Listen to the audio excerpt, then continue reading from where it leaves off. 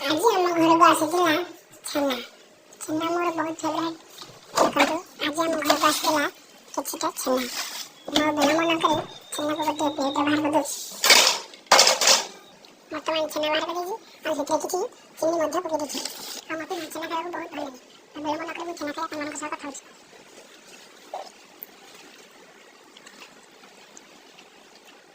बर्तमान मो छेना से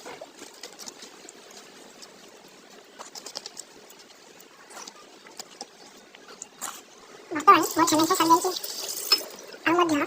जूस आसीगला जोटा कि जूस टे थी डालिंब रस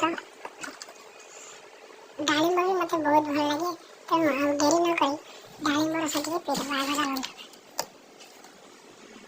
डालिंब रस को टे पीद देखिए डालिंब रस जमी देखा नाली नाली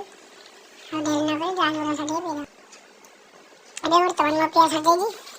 आपण मन को जब वीडियो भल लगे सब्सक्राइब करें कमेंट करें लाइक करें।